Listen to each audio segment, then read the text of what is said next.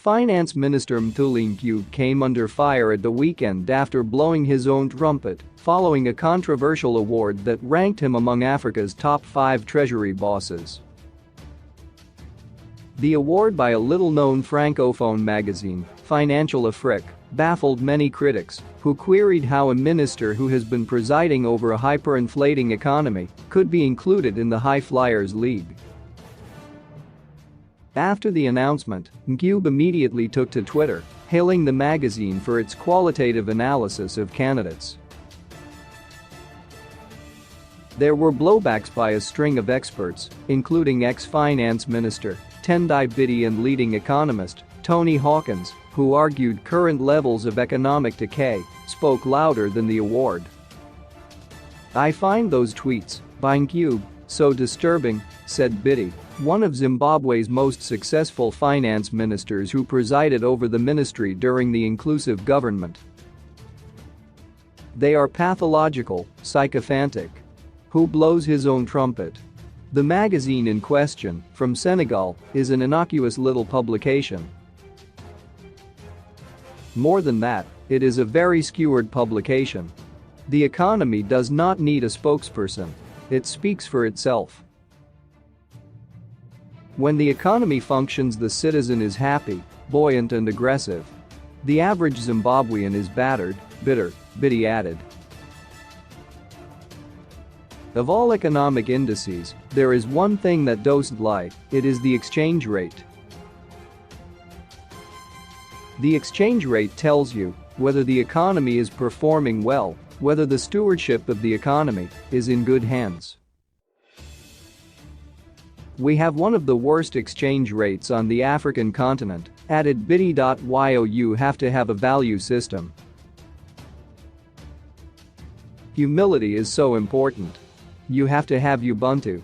There are those who judge people. We have newspapers that say this is best minister, let them do that. We have organizations that give awards to ministers, let them do that, but you don't speak. Now, you go pick an unknown publication and say, look at me, I mean it's really sick, Biti told Standard.c. Tony Hawkins, a leading economist and former economics lecturer at the University of Zimbabwe's Graduate School of Management, said with the second highest annual inflation rate in the world and a string of unachieved targets, there was little that Ncube could celebrate for. If you look at his track record, first of all, the quantitative targets in the Transitional Stabilization Program, TSP, were not met, noted Hawkins. Ncube came up with TSP when he was appointed in 2018, before it was replaced with the National Development Strategy 1 last year. Secondly, since he has been Minister of Finance, we have had the world's second or third highest rate of inflation. We have moved from a very low rate of inflation to a very high rate, said Hawkins. Thirdly, the value of the currency when he took over was theoretically 100 US cents, that is what the Zimbabwe dollar was worth. Today, it's worth less than 1 US cent. We have seen a rise in poverty, we have seen a rise in unemployment, so I think the guys who decided that his policies were working either didn't know what they were talking about or think it's probably the truth or were making premature judgments, Hawkins told Standard.c.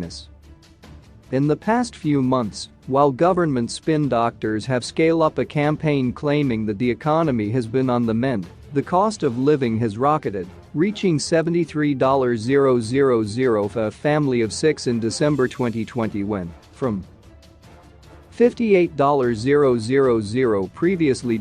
In contrast, firms have failed to raise wages and salaries, citing the economic crisis. Incomes now fall way below the cost of living. On the parallel market, the Zimbabwe dollar has plummeted from about $120 in January 2021 to more than $200.